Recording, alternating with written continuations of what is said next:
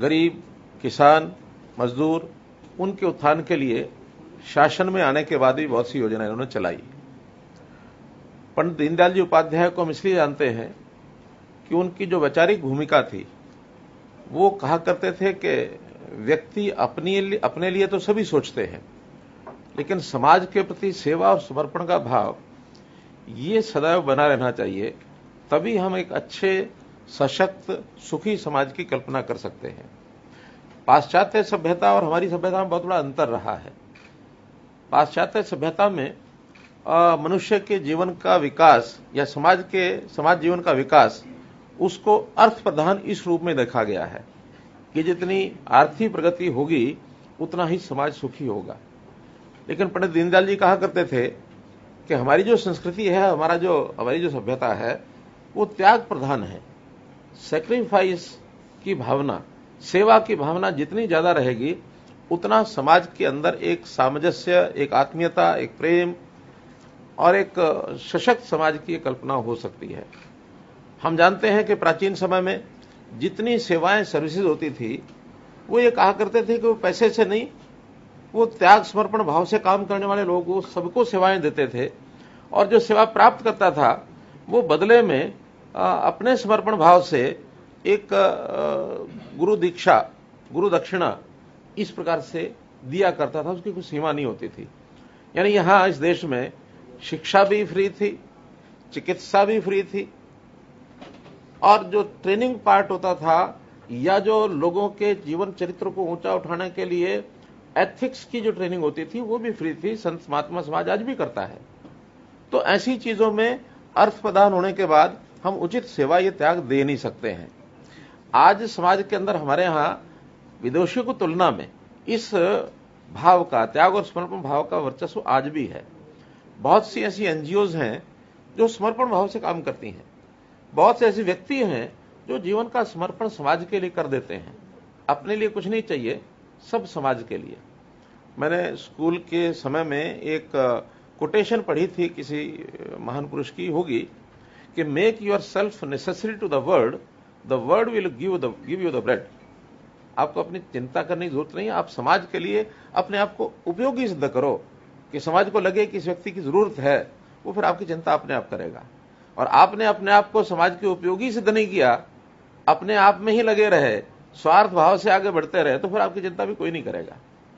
तो इसलिए पंडित दीनदयाल जी उपाध्याय का ये जो अंत्योदय दर्शन है, इसी के आधार पर हमने भी, वैसे तो जब शासन से पहले मुझे जब संगठन काम दिया गया तो नितिन गडकरी हमारे राष्ट्रीय अध्यक्ष थे पार्टी के। उस समय 2010 से 2013 पार्टी का एक अंत्योदय प्रकोष्ठ था, मैं उसका देश भर का प्रमुख था, और उसमें बहुत से अनुभव भी आए। सरकारें भी जो उस समय थी उनमें भी जाकर के काम करने का अवसर मिला।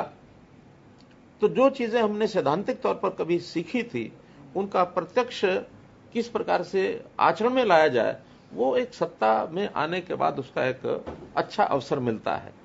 तो आते ही हमने ये कहा कि हमें सुशासन लाना है। सुशासन के माध्यम से सरकार की जो सेवाएं हैं ये जनता तक पहुंचानी है। बहुत योजनाएं हैं सरकार की, केंद्र सरकार हो, प्रदेश सरकार हो, स्थानीय सरकारें हो, इतनी योजनाएं हैं कि हर किसी सामान्य व्यक्ति तक वो सब सेवाएं पहुंच जाएं, तो कोई गरीबी रेखा से नीचे रह नहीं सकता कोई व्यक्ति। यहां हमेशा एक भाव रहा है कि जिसके पास अबंडेंस है, जिसके पास उपलब्ध है साधन, उससे प्राप्त करना और थोड़ा थोड़ा प्राप्त करना, जहां जरूरत है उसको वहां ले जाना और डालना, इसमें कोई संघर्ष नहीं है। अब कोई आदमी पिछड़ा रह गया, कोई मेन स्ट्रीम में नहीं आ पाया, बहुत कारण है, पारिवारिक कारण है, प्राकृतिक कारण है, नेचुरल कई बार कैलामिटी आ जाती है, नेचुरल सर्कमस्टांसेस ऐसे हो जाते हैं। एक व्यक्ति पैदा ही दिव्यांग हुआ, अब वो फुल फ्लैज सही से आया ही नहीं, तो उसको जीवन भर अगर हमने उसका सहयोग नहीं किया तो वो अपनी मुख्य धारा में आ ही नहीं सकता। एक आदमी गरीब परिवार में पैदा हुआ, अब वो आज का जैसा समाज की रचना है उसको एकदम कोई नहीं कुछ दे देता, लेकिन उसकी सहायता करना, सहयोग करना, यह समाज का भी काम है, सरकारों का भी काम है। तो उस प्रकार से चलते हुए हमने ये सारी योजनाएं बनाई, और उसमें से ये जो नया हम स्ट्रक्चर देख रहे हैं, परिवार पहचान पत्र, मुख्यमंत्री अंत्योदय परिवार उत्थान योजना, मुख्यमंत्री परिवार समृद्धि योजना, और उसमें से हर परिवार की पहचान करना, उनसे जानकारी लेना, फिर उस जानकारी को वेरीफाई करना, वेरीफाई करने के बाद फिर उनकी आवश्यकता के हिसाब से, उनकी कैपेसिटी के हिसाब से उनको काम देना, उनकी आय बढ़ाना। इस सब को करने के लिए हमने जो विचार किया है कि इसको आगे बढ़ाना है, तो कभी कभी ऐसा लगता है कि केवल सरकारी तंत्र से ये चीजें उतनी ज्यादा नहीं बढ़ सकती हैं। समाज में एक बहुत बड़ा वर्ग ऐसा है जो इसको किसी न किसी एक ऑर्गेनाइज्ड तरीके से सिस्टम खड़ा किया जाए तो उसमें काम करने के लिए तैयार रहते हैं। अभी तक सोशल काम सोशल ऑर्गेनाइजेशन ज्यादा करती हैं, लेकिन क्यों नहीं सरकार का एक प्लेटफॉर्म बनाया जाए जिसमें से ऐसे समर्पित लोग, ऐसे जो सेवाभावी लोग, जिनको अपने लिए कुछ नहीं चाहिए, उनको समय उनके पास है, उसका उपयोग करते हुए, कुछ लोगों के पास साधन भी है, साधन लगा करके वो समाज का सेवा काम करना चाहते हैं, लेकिन सरकारी प्लेटफॉर्म में आने के बाद उनके काम का परिणाम ये अच्छा निकलेगा। तो आज हमने ये जो समर्पण का पोर्टल ये बनाया है, इसमें जो वॉलंटियर्स हैं, समाज में समाज सेवी लोग हैं, निस्वार्थ भाव से काम करने वाले लोग हैं, उसमें बहुत से रिटायर्ड ऐसे बहुत लोग हैं, आखिर 58 साल की 60 साल की आयु में रिटायर होते हैं, तो शरीर में क्षमता होती है, उनमें उनका अनुभव भी होता है, उनकी शारीरिक क्षमता भी होती है, तो वो काम करके आगे आना चाहते हैं, उनकी अपनी आवश्यकताएं नहीं होती हैं। मुझे बहुत लोग मिलते हैं रिटायर्ड आदमी, कई बार वो काम कोई ना कोई पकड़ते हैं या आके हमको भी कहते हैं मैं रिटायर हो गया, मुझे कोई काम बताओ। मैंने कहा किस लिए काम चाहिए, आपके पास पैसे की कमी है? कि नहीं, पैसे की तो कमी नहीं है। मेरे क्यों काम चाहिए? इसलिए चाहिए कि मेरे पास समय बहुत है, मैं समय का करूं क्या? अगर मैं खाली बैठता हूं तो मैं बैठ नहीं सकता हूं, फिर कुछ ना कुछ विध्वंसात्मक बातें ध्यान में आएंगी, कहीं ना कहीं और उल्टी सीधी संगत में पड़ जाएंगे। बहुत लोग मिलते हैं। हमने कहा क्या आप जीरो सैलरी पर काम कर सकते हैं? दर्जनों ऐसे नाम हैं मेरे पास, बड़े ऑफिसर्स, जिन्होंने मुझे हाँ कहा है कि हाँ जीरो सैलरी पर भी हम काम कर सकते हैं, 1 रुपी सैलरी पर काम कर सकते हैं। उसमें से ये ध्यान में आया कि क्यों नहीं हम वॉलंटियर्स का पोर्टल खोलें। कोविड के समय में जब पहली वेव शुरू हुई, हमने कोविड का एक वॉलंटियर्स पोर्टल बनाया था। लगभग कितने 70,000 के आसपास 72,000 पर्सन्स दे रजिस्टर्ड देमसेल्व्स। किसी ने कहा कि मैं डॉक्टर हूं, किसी ने कहा कि मैं एडमिनिस्ट्रेशन के काम में सहायता कर सकता हूं, किसी ने कहा किसी मरीज की उसका केयर करनी है वो मैं कर सकता हूं। कोई भी काम करने के लिए वो 72,000 लोग आ गए। अभी हम चाहते हैं कि भी आखिर किसान हैं, किसानों को गाइड करने के लिए कुछ किसान मित्र चाहिए तो इन वॉलंटियर्स में आएंगे। आखिर फॉरेस्ट को बढ़ाना है, जंगल को यानी वृक्षों को बढ़ाना है, पर्यावरण को सुरक्षित रखना है, इसके लिए हम चाहते हैं वन मित्र आने चाहिए। इसी प्रकार यानी हर एक चीज में, शिक्षा को आगे बढ़ाने के लिए शिक्षा मित्र चाहिए, पुलिस को आगे बढ़ाने के लिए पुलिस मित्र चाहिए, यानी पुलिस मतलब रक्षा सुरक्षा में भी वो लोग सहयोगी हो सकते हैं। तो ऐसे भिन्न भिन्न विधाओं के लोग इसमें आए, और केवल रिटायर्ड आए ऐसा नहीं है, हमारे सर्विस में भी कोई बहुत ज्यादा काम करना होता है ऐसा नहीं है। सर्विस क्लास को भी 8 घंटे की निश्चित ड्यूटी है, सप्ताह में 5 दिन है, साल में 50-55 छुट्टियां भी हैं। देखा जाए तो मैं रफ आंकड़ा अगर बताऊं तो 8 घंटे के हिसाब से मुश्किल से 150 दिन ही काम करता है आदमी। उसके बाद बड़ी व्यक्ति की छुट्टियां, बाकी उत्सव, संडे, सैटरडे, ये सब निकाल दिए जाए तो 150 दिन से ज्यादा काम नहीं करता है। तो उसके पास 150 पौने 200 दिन खाली है, और फिर सुबह शाम खाली है।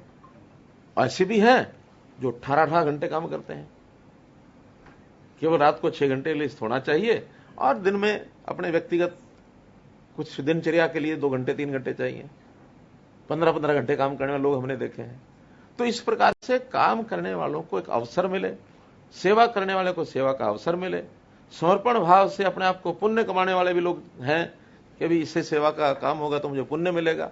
हो सकता है अगले जन्म में उनका विश्वास हो कि वापस किसी ठीक ठाक योनि में आ जाए, इसलिए भी सेवा करते हैं।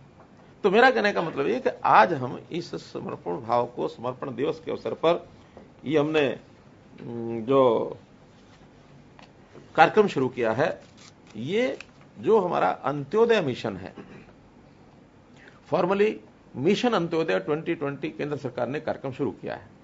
तो मिशन अंत्योदय 2020 वो देश भर में सब पंचायतों से लेकर के और प्रदेश और केंद्र सरकारों के विभागों के साथ वो चीजें जुड़ी हुई हैं। हम इसको अलग से स्वरूप देंगे। अंत्योदय मिशन की कोई संस्था, कोई सोसाइटी, कोई अथॉरिटी, कोई मिशन बोर्ड कुछ ना कुछ बनाएंगे। और इसको काम तो शुरू हो गए हैं, लेकिन उन सबको एक जगह पर एक सूत्र में पिरोने के लिए एक इस प्रकार की मिशन अथॉरिटी बनेगी। उसमें कोई ना कोई शुरू में सरकारी अधिकारी रखेंगे, बाद में कोई रिटायर्ड अधिकारी उसके अंदर जिनकी रुचि होगी उनको लगाएंगे, और सारे देश में नीचे लेवल तक जहां जहां आवश्यकता है वहां वहां ऐसे ही हजारों की संख्या में जो वॉलंटियर्स बनेंगे। कितने बनेंगे आज मैं कोई आंकड़ा नहीं दे सकता, लेकिन मुझे लगता है कि जैसे हमने 70,000 कोविड के समय रजिस्टर किए थे, इससे तो ज्यादा ही होंगे। 1 लाख वॉलंटियर अगर हो जाते हैं तो उनके लिए काम हमारे पास सबके लिए है। तो इसलिए ऐसे वॉलंटियर्स को, चाहे वो सर्वे के काम में, चाहे वो शिक्षा के काम में, चाहे बाल विकास, महिला के काम में, किसान कल्याण में, कौशल विकास में, या जो स्वैच्छिक सेवाएं बहुत होती हैं इनमें करने के लिए। मैं एक उदाहरण कई बार दिया है, फिर देता हूं। पिछले दिनों इजराइल गया था मैं, तो इजराइल में हमने देखा कि यरूशलेम में एक 5,000 वॉलंटियर्स उनके ऐसे हैं कि उनको उन्होंने एम्बू बाइक दी हुई है, फर्स्ट एड का सामान दिया हुआ, और अपने घर पर या अपने काम के स्थान पर वो उसको रखते हैं। अपना कोई उपयोग नहीं करते घर का, केवल उनके पास खड़ी रहती है।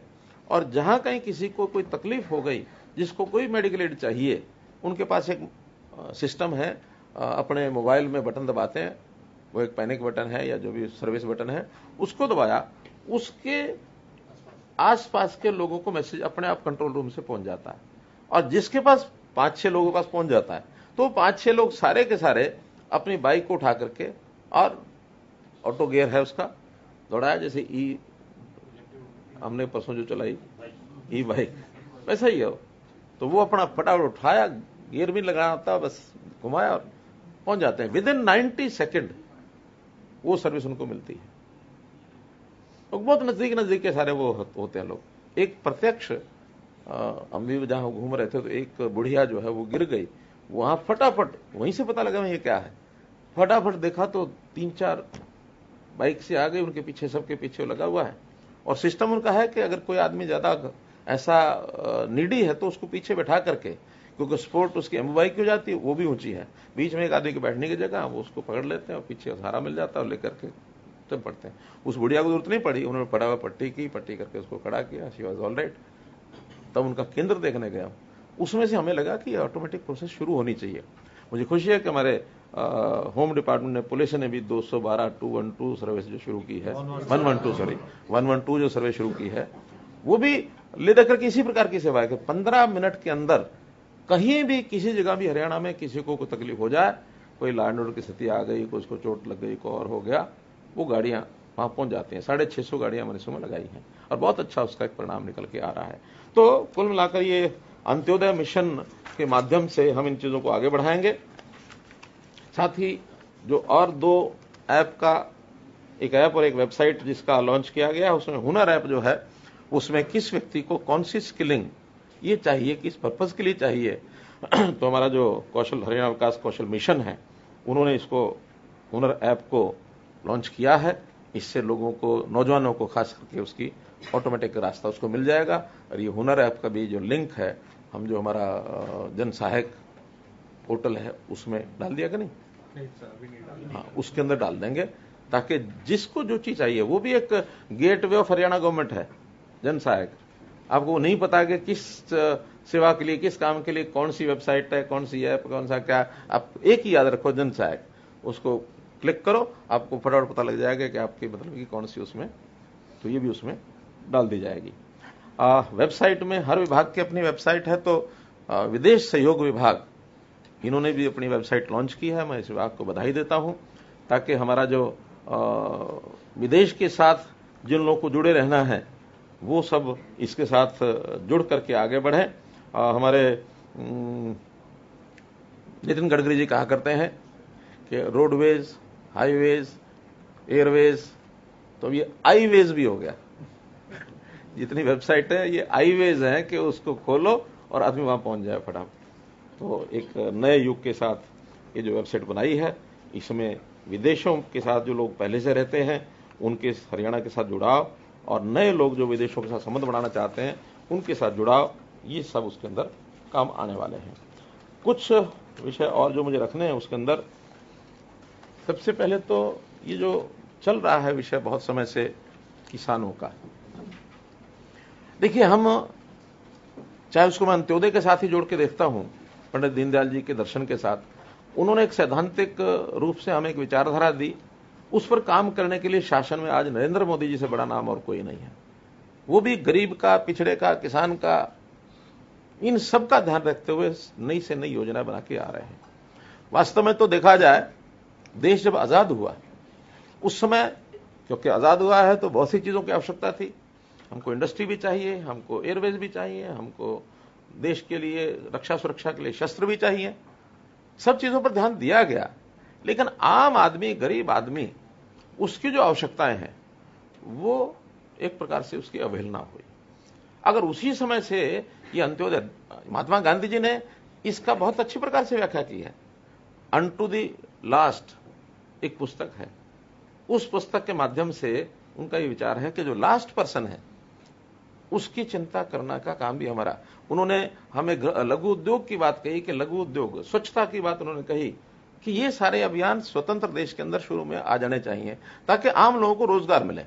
लेकिन इस ओर नहीं ध्यान दिया गया, न शिक्षा की ओर दिया गया, न उद्योग, लघु उद्योग की तरफ नहीं दिया गया। बड़े उद्योग की तरफ ध्यान गया है, लेकिन लघु उद्योग, आम आदमी का रोजगार, आम आदमी का उत्थान, इस पर हमारी नजर एक प्रकार अंदाज किया गया। 1947 के बाद कई वर्षों तक इधर ध्यान नहीं गया।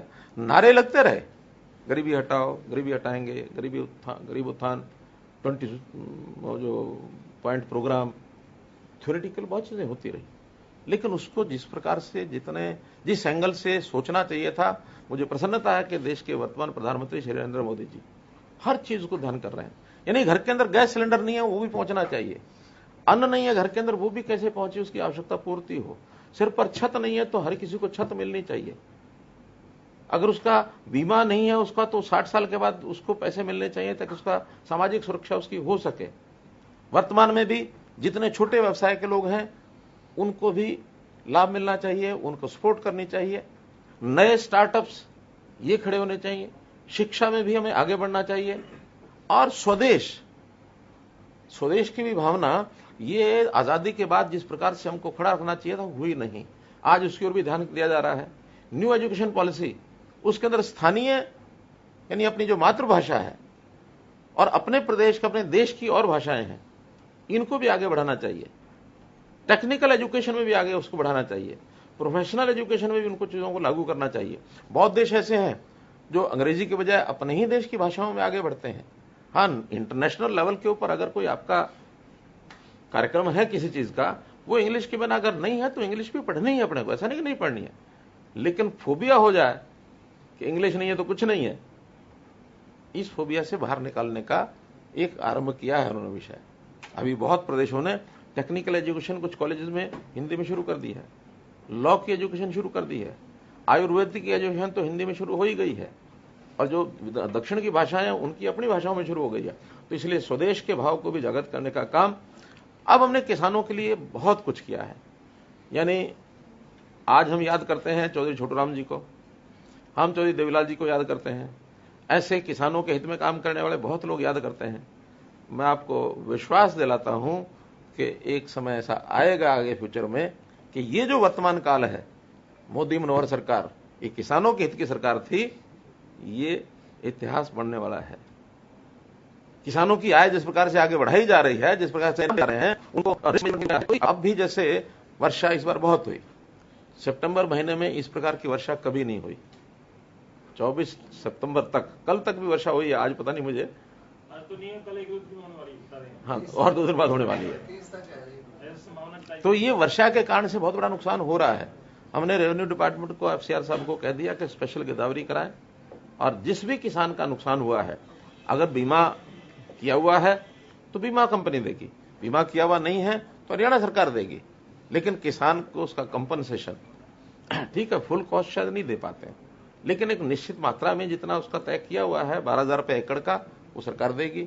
और अगर बीमा किया हुआ है तो कहीं 20,000, कहीं 22,000, 24,000, 28,000, वो अलग अलग फसलों के अलग अलग है, तो इस हिसाब से वो उनको दिया जाएगा।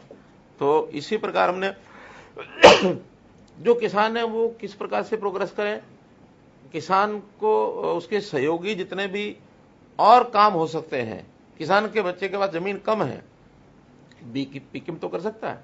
अभी 2 दिन पहले हमने बी कीपिंग की पॉलिसी एक लागू की है कि 3000 किसानों का भी बी कीपिंग का लाभ मिल रहा है, लेकिन हमें 10 साल में 10 गुना ये करना है। हालांकि मेरे हिसाब से 10 गुना कम है, डिपार्टमेंट ने अभी 10 गुना कहा है, तो एक बार इसको प्रारंभ करते हैं। लेकिन बी कीपिंग से उद्योग बढ़ेगा, आमदन बढ़ेगी, एक्सपोर्ट बढ़ेगा। मैं कहता हूं अगर कंजम्पशन हमारे अपने लोग करते हैं तो उनका स्वास्थ्य भी अच्छा होता है। शहद का एक जो एक कंजम्पशन है, जितनी ज्यादा बढ़ेगी, जैसे दूध के कंजम्पशन से स्वास्थ्य ठीक होता है, ऐसे शहद की कंजम्पशन से भी ठीक होता है। हमने इसी प्रकार से फिशरीज, इसका बड़ा एक प्रयोग किया है कि हरियाणा की फिशरी कुछ क्वालिटीज ऐसी हैं, उसमें कुछ स्पीशीज जिसको कहना चाहिए, हरियाणा की वो सर्वश्रेष्ठ मानी जा रही है पूरे देश भर में। कौन सी है मुझे नहीं पता, कोई फिशरी जानता था। झींगा। तो वो, और संयोग से बहुत इलाका वाटर सबमर्ज्ड हो गया है, हमारी वाटर लॉगिंग बहुत हो गई, तो उस इलाके में इसका प्रबंध करेंगे कि वहां भी किसान को आमदन हो जाए और वहां मछली पालन का काम इसको बढ़ाया जाएगा। अब 3 कानून ऐसे हैं जिसका अभी तक कोई उपयोग हुआ नहीं है। बिना उपयोग के कुछ अराजक तत्व, मैं कहूंगा ऐसे अराजक तत्वों ने एक हवा खड़ा कर दिया है कि अगर ये हो जाएगा तो किसान खत्म हो जाएगा, किसान की जमीन बिक जाएगी, किसान मंडियां बंद हो जाएंगी, ऐसे सारे हुए खड़े किए गए। जबकि इन सबको लागू करने की डिमांड केवल आज की सरकार ने की, ऐसा नहीं है। ये 25 साल से ये चीजें चल रही हैं। इसमें डिबेट बड़े बड़े पार्लियामेंट में उनकी आज भी वीडियोस मिल रही हैं। तो कांग्रेस ने भी इसको शुरू किया। आज उनको समस्या ये आ गई है कि अगर ये क्रांतिकारी कदम सफल होते हैं तो इसका श्रेय मोदी सरकार को मिलेगा। तो किसी भी कारण से मोदी सरकार को कैसे कमजोर किया जाए, एक वातावरण ऐसा बना दिया गया जैसे कोई बहुत बड़ा पाप हो गया। मेरा कहना है कि आंदोलन करना हो किसी समस्या को लेकर के, उसमें कहीं कोई कतई आपत्ति नहीं है। लोकतांत्रिक तरीके से आंदोलन होते आए हैं, बहुत पहले होते आए हैं। आजादी के पहले के आंदोलनों की रूपरेखा और होती थी, आजादी के बाद के आंदोलन, आखिर आज हम स्वतंत्र हैं, अपनी डेमोक्रेसी है, अपने ही लोग अपनी सरकारों को चुनते हैं और उसमें हर 5 साल बाद जनता को मौका मिलता है कि आपको जो सरकार ठीक लगती है उसको लाइए। लेकिन किसी चुनी हुई सरकार के खिलाफ इस प्रकार से वातावरण बनाना ये एक अराजकता है। इस अराजकता को नहीं होने देगी कोई भी सरकार। आखिर सरकारों का काम होता है अराजकता को रोकना। किसी प्रकार के आंदोलन में शांतिप्रिय आंदोलन चले, कहीं आपत्ति नहीं है, अराजकता को नहीं होने दिया जाएगा। अगर इस सीमा से आगे कोई बढ़ता है तो देश का भी नुकसान है, प्रदेश का भी नुकसान है, जनता का भी नुकसान है। आखिर हम देखते हैं कि पंजाब में 84 में या 80s में जो एक अराजकता का आंदोलन चला, आज तक पंजाब नहीं समझ पाया है। पंजाब की आर्थिक स्थिति कितनी पीछे चली गई है, हमें टिप्पणी नहीं करनी चाहिए, लेकिन पड़ोस का प्रदेश हम उदाहरण तो दे ही सकते हैं। जबकि हम आज अगर देखा जाए तो हरियाणा पूरे देश भर में आज हमारी आर्थिक स्थिति हो, हमारे यहां लॉ एंड ऑर्डर हो, सब चीजें सबसे आगे हैं। आप एक प्रश्न खड़ा कर सकते हैं कि SCRB ने जो डाटा दिया है कानून व्यवस्था का, अब उस डाटा में मैं आपको थोड़ा सा उसके पीछे जो हिडन कुछ चीजें हैं, हालांकि हमने बात की है जो ऊपर के अधिकारियों को, हमारे DGP ने NCRB के डायरेक्टर, उनसे बात हुई है परसों 2 दिन पहले ही हुई है, तो उनको बताया कि जिन चीजों का क्राइम से कोई उस प्रकार का ज्यादा महत्व नहीं है, उनको इसमें से निकालना चाहिए, हटाना चाहिए। उसको वो क्राइम नहीं है, वो बैड हैबिट्स तो हैं लेकिन क्राइम नहीं मानते अभी हम। उसमें 2 विषय हैं, एक है पावर थेफ्ट, बिजली की चोरी, एक है पानी की चोरी। ये इस प्रदेश का एक पुराना एक इतिहास है, एक आदतें हैं लोगों की। एक समय था जब नेता बिजली की चोरी करने के लिए कहा करते थे और यह माना जाता था कि बहुत गांव में कि अगर बिजली की कुंडी से हमने बिजली नहीं ली तो फिर क्या राज है, राज तो यही है कि बिजली कुंडी से ली जाए। हमने कहा कि इसको क्राइम मत मानो, आप उनके खिलाफ कार्रवाई करो, कार्रवाई करके उनको कंपाउंड करो, कंपाउंड करने के बाद उनसे बिल भी लो, जुर्माना लगाना वो भी लगाओ, और इसको एक जैसे उसको राइट ऑफ करना उस केस को राइट ऑफ करो। क्राइम में मानते हैं कि जब तक उसकी क्या ना हो जाए, कंपाउंडिंग नहीं, चार्जशीट, जब तक चार्जशीट ना हो जाए तब तक तो आपका लॉ एंड ऑर्डर स्थिति ठीक ही नहीं है। अब अगर दोनों ही विषयों को वो इनको जोड़ देते हैं, पानी और बिजली को, इसकी जो केसेस, अच्छा क्योंकि नाम बना हुआ एफआईआर वो भी होती है, वहां अलग से थाने हैं, बिजली के अलग हैं, पानी के अलग हैं, तो वो एफआईआर तो करते हैं, लेकिन अगर उसको जोड़ देंगे तो हमने चार्जशीट तो उनको किया नहीं, हम कंपाउंड करके जुर्माना लिया, 121 करोड़ रुपया जुर्माना ये पावर डिपार्टमेंट ने हासिल किया है। अब जिसने जुर्माना ले लिया, अल्टीमेटली उसको क्या करेंगे, चार्जशीट थोड़ी करेंगे। अब एफआईआर को खत्म करने के, यहां होम डिपार्टमेंट का कोई आदमी बैठा कि नहीं बैठा, चार्जशीट खत्म करने के लिए तो फिर उनको वो सारी प्रोसेस करनी पड़ती है। तो उसको चार्जशीट खत्म करने के बजाय उसको चार्जशीट नहीं किया, उसको सॉल्यूशन दिखाकर या अनट्रेस दिखाकर या समझौता दिखाकर उसको खत्म किया। अब वो कहते हैं चार्जशीट नहीं है तो आपका रेट जो है 29% आ गया, जबकि ये जो रेट्स हैं, जो डिटेल मैंने आज मंगवाई, तो हमारा जो डिस्पोजल है आईपीसी केसेस का 77.2% है, other than this water and power theft cases. इसी प्रकार 86% IPC crime against person, 93% crime against women, जो अलग अलग उस क्राइम में आईपीसी में भी है, अगर उसके अलग अलग हिस्से ले लिए जाए तो दिस एज मच एज 93.1, 86.3।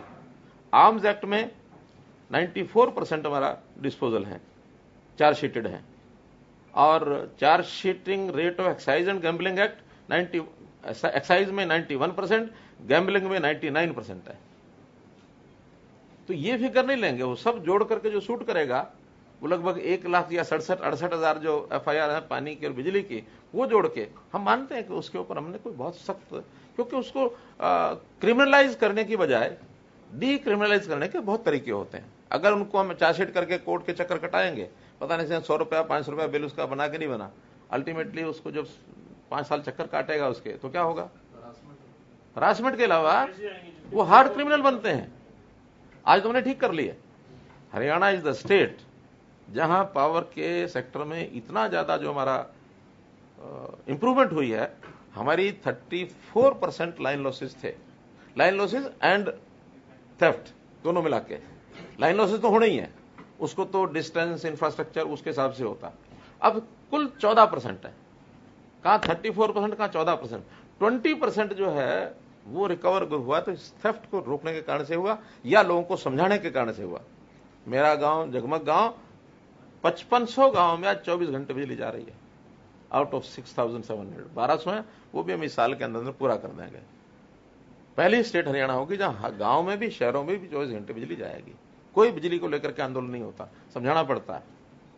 तो इसलिए जो मैं कह रहा था कि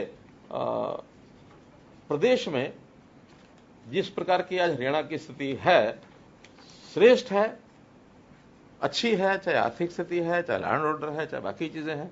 पंजाब से भी बहुत चीजों में यानी लॉ एंड ऑर्डर में भी अच्छे हैं। हमारे यहां रोजगार एक नया और विषय है, ये भी अगेन जिसकी चर्चा सीएमआई हर महीने करता है। और मुझे बताया गया किसी ने, अभी छपा तो नहीं है, कि इस महीने वो हमारे बेरोजगारी 55% लाने वाले हैं, और मैं ये इंतजार कर रहा हूं कि 100% कब आ जाए। यानी अगर इस प्रकार से इतनी अगर हाई परसेंटेज ऑफ बेरोजगारी होती तो पता नहीं क्या हो जाता अभी तक। और वो बड़ा अजीब है, मैंने 2016 से लेकर के और अब तक उनके 5 साल के आंकड़े देखे हैं, मंथली, उनका एक मंथली रिपोर्ट आती है। तो उस मंथली रिपोर्ट में हरियाणा को उन्होंने बीच बीच में 1.5% भी किया हुआ है, 3%, अगले महीने में 25%। यानी ऐसा सिस्टम क्या है आपका कि एक महीने में 3% बेरोजगारी है, अगले महीने में 25% हो गई है।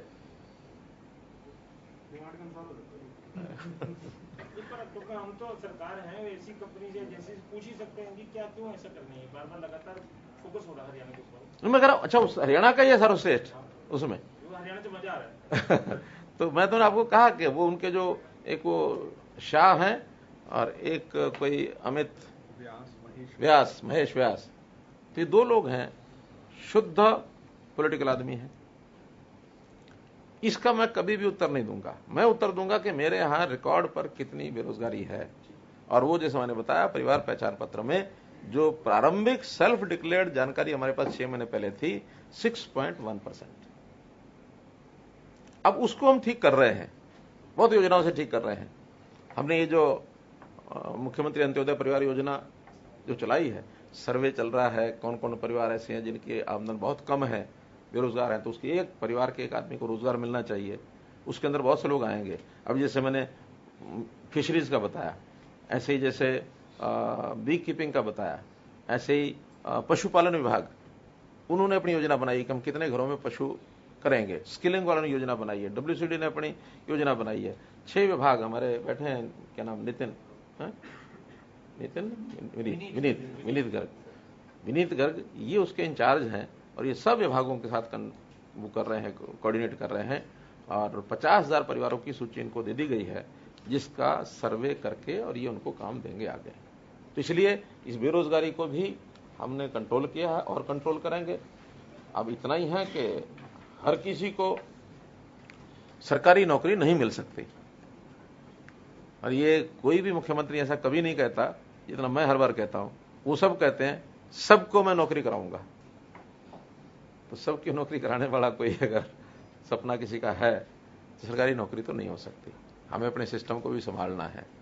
हाँ, काम सबको मिले इसका अवसर पैदा करेंगे, इसके लिए रोजगार बढ़ाना पड़ेगा, तो रोजगार भी बढ़ाएंगे। और रोजगार के बढ़ाने के लिए आपकी जानकारी के लिए अभी भी पिछले 3 दिन में हमारे पास जो लोग आए उसके अंदर आदित्य बिरला ग्रुप, टाटा स्टील के लोग, METC वाले ये आए हैं। इन्होंने तो अभी भी उद्योग लगाने शुरू किए हैं। हमारा जो रोहतक के अंदर टाटा स्टील वाले ये जो स्क्रैपिंग है ओल्ड व्हीकल्स की, स्क्रैप को मोल्ड करने का उन्होंने एक यूनिट लगाया 100 एकड़ पर। अब 100 एकड़ पर लगाएंगे तो 5-4 हजार लोगों को कुछ तो रोजगार मिलेगा। इसी प्रकार ये जो आदित्य बिरला ये पेंट का एक यूनिट अपना लगा रहे हैं पानीपत में, बड़ा यूनिट लगा रहे हैं। तो जब इस प्रकार के लोग कंपनियां यहां आएंगी, पंजाब में कोई नहीं जा रहा, छोड़ छोड़ के भी आ रहे हैं। हमारे यहां आज भी ईज ऑफ डूइंग बिजनेस उसका प्रभाव हमारे यहां है। लोगों को फटाफट चीजें मिल जाती हैं। यानी इनमें से कौन सा ग्रुप कह रहा था कि 24 घंटे में मुझे तो लेटर पकड़ा दिया, आदित्य बिरला वाला, हाँ, HSIDC की जमीन उन्होंने ऑफर दी और सारी फॉर्मेलिटी सवेरे पूरी की, अगले दिन सवेरे उनको जमीन का जो लेटर है वो दे दिया, ये ले जाओ। ऐसे हमने हर चीज में एक टाइम बाउंड प्रोग्राम कर दिया है। तो कोई भी व्यापार, कोई भी उद्योग, हमारे एक नेता तो ऐसे हैं कि मुझे चाहे 100 बार जेल जाना पड़े तो भी मैं हर एक को नौकरी दूंगा। 10 साल तो कट गए। फांसी का मैं सबको नौकरी दूंगा, हाँ, मैं सबको नौकरी दूंगा। हाँ, तो वही है ना कि अब आने वाला युग किसको क्या याद रखेगा। यानी भ्रष्टाचार के मसीहा इस प्रकार के इतिहास है कुछ लोगों के। हमने भ्रष्टाचार को जड़मूल नष्ट करने के लिए अपना सब कुछ दांव पर लगाया है, क्योंकि कुछ लोगों को पुरानी आते हैं, बहुत जो माल मलाई खाने वाले, उनके पार्टी के लोग सब, जिसको मैं धौल कपड़िया कहता हूं, धौल कपड़िया सब लगे हुए थे। लूट लो जैसे लूटना है।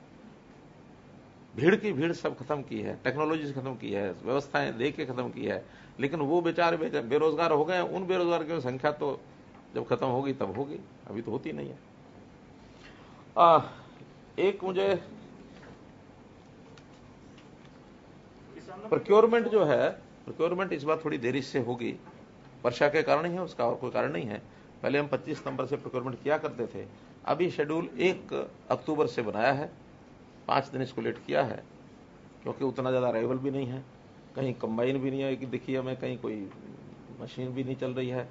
तो सुखाने का मौका जरूर 2-4 दिन बीच में चाहिए, क्योंकि पिछले दिनों में वर्षा में कुछ जो फसल आ गई थी मंडियों में वो गिली हुई है।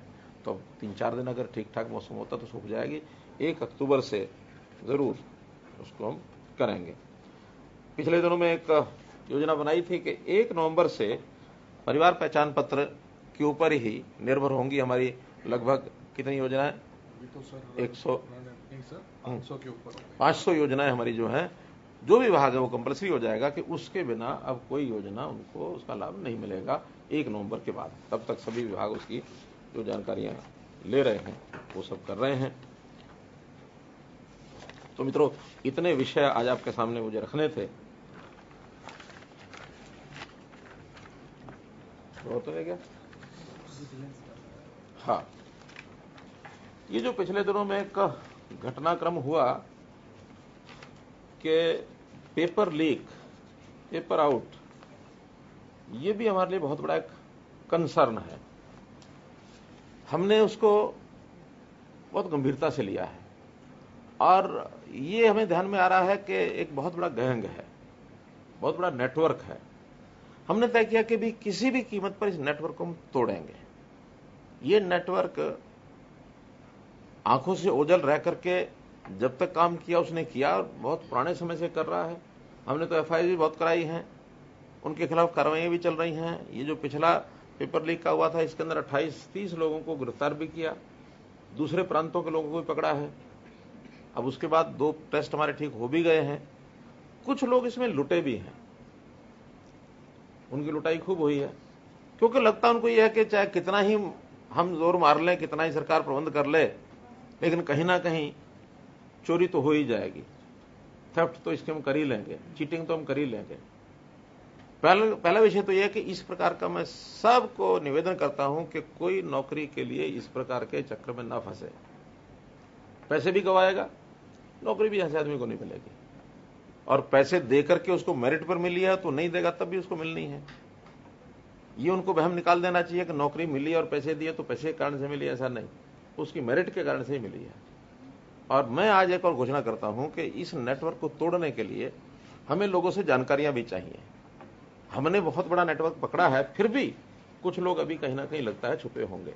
उसका एक ही हल है कि जितने लोगों को ऐसे लोग संपर्क करते हैं कि मैं तुम्हारी नौकरी लगवा दूंगा, ऐसे लोगों की जानकारी मैं एक विजिलेंस डिपार्टमेंट की ओर से एक नंबर प्रसारित करता हूं, उस नंबर पर वो बता दें। जिन्होंने पहले दिए हैं वो भी बता दें किसको दिए हैं, और आगे कोई मांगने आता तो उसकी भी जानकारी दे दें। रंगे हाथों पकड़ने की बात आएगी तो उसको तैयार करेंगे हम कि ठीक है तुम दो, हम पकड़ेंगे। और नहीं अगर रंगे हाथों तो कम से कम उस नेटवर्क का जरूर पता लग जाएगा कौन कहां से कैसे नेटवर्क से बनाया हुआ है। वो नंबर है, स्टेट विजिलेंस बोर्ड का है, टोल फ्री नंबर है। आज शाम 4 बजे से इसको एक्टिव हो जाएगा ये, क्योंकि फॉर्मेलिटी चल रही है, कल ही हमने योजना बनाई है। नंबर है 1800-180-2022। लास्ट का 2022 तो आप इस साल में एक जोड़ दो, बाकी है 1800-180-2022।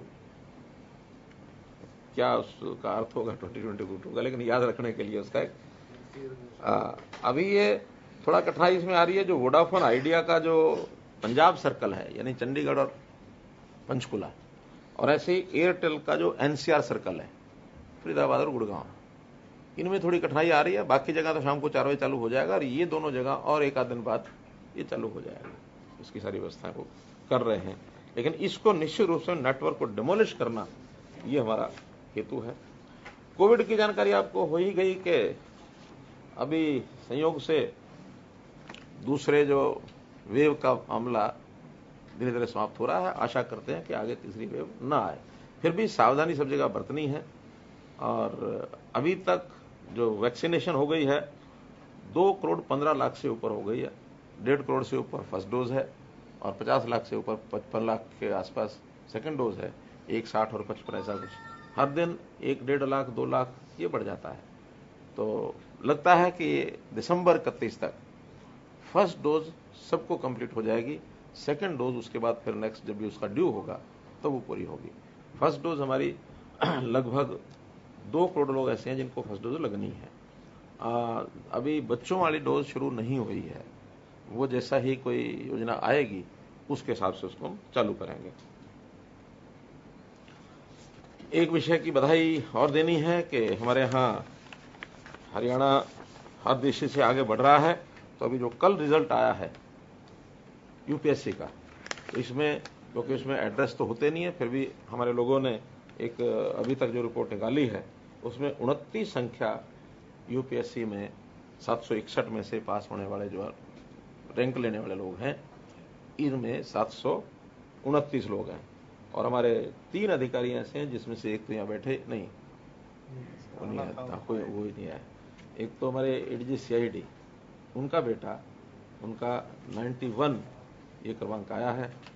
एक अमित झा, हमारे जो रूरल डेवलपमेंट के एसीएस हैं, उनकी बेटी है, उनका बेटा, और विनय सिंह की बेटी, विनय सिंह यादव की बेटी का उसका तो 9th नंबर आया, 11वां।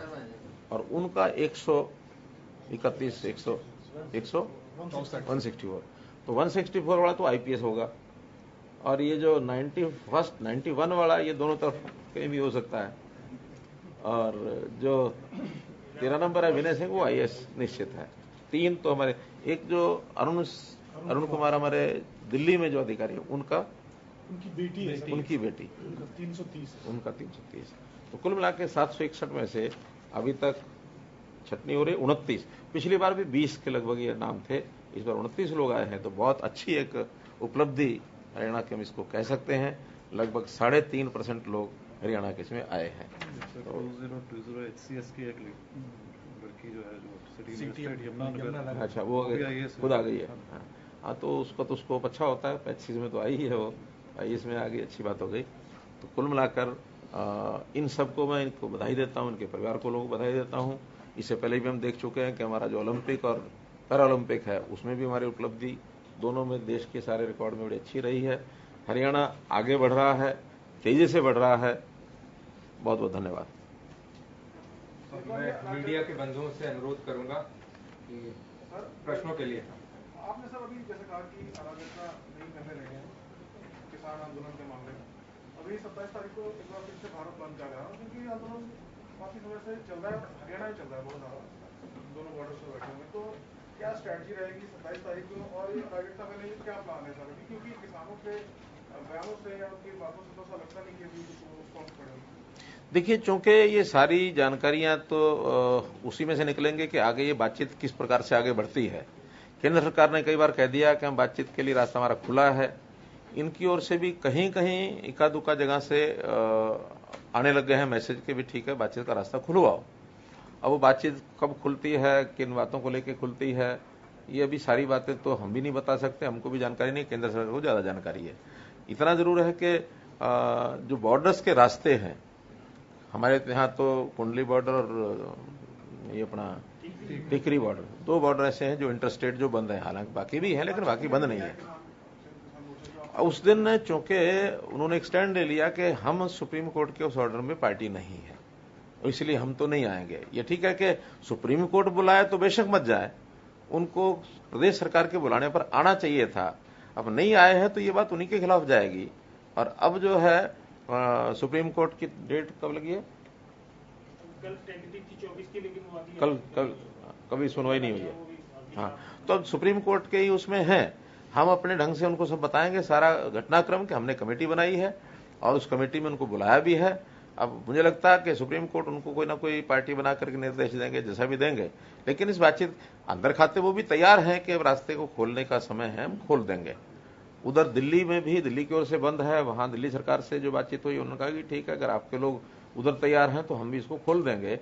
मोटे रूप से सरकारों की ओर से खोलने का एक विषय तय है, सहमत है सब। हम चाहते हैं कि भी आपसी बातचीत के माध्यम से रास्ता खुल जाए। उनको भी पता है कि रास्ता बंद होने से उनको भी कोई बहुत बड़ा लाभ हो नहीं रहा, तो वो रास्ता खुलने के संकेत सब हैं, जल्दी खुलना चाहिए। जहां तक भारत बंद का विषय है, जैसे मैंने बताया कि लोकतंत्र में सबको अपना अधिकार है बात कहने का, शांतिपूर्वक तरीके से कहें, बंद रखें। बंद में नुकसान भी सबके होते हैं, उन सब में वो भी आते हैं, आखिर समाज का तो वो भी हिस्सा है। और जहां वो रास्ता बंद किया हुआ है तो उसमें तकलीफ समाज को भी है। कोई केवल सरकार ही समाज है या सरकार की तकलीफ, ऐसा नहीं है। आम लोगों की भी तकलीफ बहुत है, इंडस्ट्री के लोगों की तकलीफ है, वहां के जो लोग व्यापार करते हैं उनकी तकलीफ है, जो रेजिडेंट्स हैं उनकी तकलीफ है। हर किसी को 5-6-10 किलोमीटर दूर घूम के जाना पड़ता है। तो इसलिए समाज के हित में इस रास्ते को खोलने का काम उनको करना चाहिए और जहां तक बंद है, बंद शांतिपूर्ण रहना चाहिए, ऐसे मैं अपेक्षा करता हूं।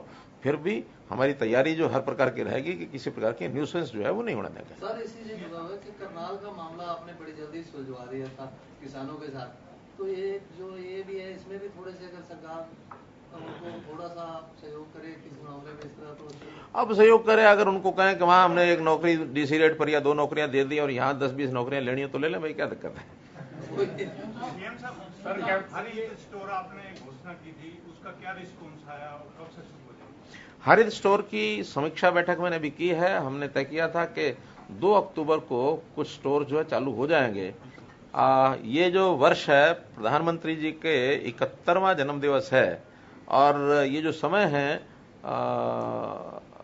17 सितंबर से और 7 अक्टूबर तक 20 दिन का ये समय हमने सेवा सप्ताह, सेवा पर्व, सप्ताह नहीं 20 दिन हो जाते हैं, तो सेवा पर्व, क्योंकि इसमें और भी महत्वपूर्ण दिन आ गए। 17 सितंबर को उनका अपना जन्मदिन था मोदी जी का, 25 सितंबर आज जैसा बताया ये दिन हो गया, 2 अक्टूबर को गांधी जी का, लाला बहादुर शास्त्री जी का जन्मदिन है और 7 अक्टूबर का दिन ऐसा है कि मोदी जी ने सबसे पहला जो अपना उनका शपथ ग्रहण कार्यक्रम हुआ था एज चीफ मिनिस्टर गुजरात, एक प्रकार से सामाजिक यानी राजनीतिक उनका जो सफर है, वैसे तो संगठन मंत्री के नाते पहले काम करते रहे, लेकिन पॉलिटिकल जिसको कहना चाहिए सफर जो है उनका, वो 7 अक्टूबर को शुरू हुआ, तो इस 20 दिन में ये समय हुआ है। तो उनका 71वां जन्मदिन है, हमने सोचा कि भी 71 बूथ ये उस दिन चालू हो जाएंगे, ये हमारा 2 अक्टूबर उसको लॉन्च कर देंगे। सर, कैप्टन अमरिंदर सिंह एक मिनट, कैप्टन अमरिंदर सिंह के ऊपर जो है सरकार के कई मंत्री आपकी हमला करते रहे हैं पहले, तो अब और उनके ऊपर ये आरोप भी लगता रहा कि ये कैप्टन भड़का रहे हैं किसान आंदोलन को, तो अब कोई जब वो कांग्रेस से बाहर है, कोई लाइजनिंग चल रही है कि ये आंदोलन को खत्म? देखिए, हर आदमी के कई पहलू होते हैं। वो जो पहलू था वो एक मुख्यमंत्री के नाते, कांग्रेस के नेता के नाते उन्होंने किया होगा तो किया होगा। अब वो मुख्यमंत्री तो रहे नहीं है और जिस प्रकार से उनको किया गया है, बाहर किया गया है, वो उनके लिए भी सोचने की बात है। कांग्रेस अपने घर में भी सोचे, कम से कम मुख्यमंत्री हमारे भी हटते हैं, लेकिन हमारे हटने के बाद इतना अपने आप को लज्जित नहीं महसूस करते हैं। बड़े सामान्य तरीके से गुजरात के मुख्यमंत्री गए, उनका मैं पार्टी का कार्यकर्ता हूं।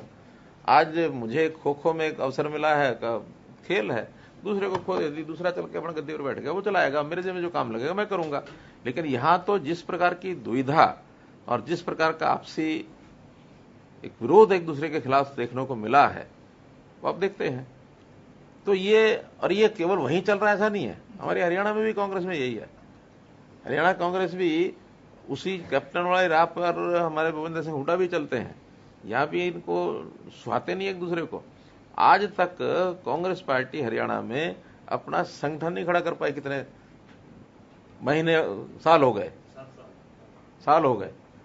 और हमारे यहां एक तरफ अध्यक्ष बने, अगले दिन पट कर सारी गाड़ी चल पड़ी और सारे प्रदेश में संगठन के सब कार्यक्रम चल रहे हैं, सारे पदाधिकारी बन गए, सब कुछ हो गया। तो भारतीय जनता पार्टी का जो चरित्र है, ये कांग्रेस उसका मुकाबला नहीं कर सकती है। कांग्रेस में जिस प्रकार की छिछालेदारी एक दूसरे की होती है, हाँ ठीक है, मौलिक अंतर सोच में सिद्धू और कैप्टन का यदि हम करेंगे तो कैप्टन की सोच देश से बाहर नहीं है, देश के अंदर है। लेकिन सिद्धू का न जाने कहां किधर क्या लिंक बना और कैसे क्या वो भूल जाए, वो सब हम देख रही हैं। जो कल कुरुक्षेत्र में फिर घटनाक्रम हुई है, क्योंकि आप कहें कि हम अराजकता नहीं फैलने देंगे, ये एक बिल्कुल कमिटमेंट है सरकार की, किसान आंदोलन के नाम पे जो कुछ अराजकता, लेकिन कल फिर वही घटना हुई। कल हुई है तो उनके खिलाफ कार्रवाई हुई है, हमारा कार्यक्रम हुआ है, पूरे कार्यक्रम को उनके अंदर घुसने नहीं दिया, उनको पकड़ा, गिरफ्तार किया। उनके खिलाफ, कुछ लोगों के खिलाफ 107-51 का केस है, कुछ लोगों के खिलाफ 307 का केस है।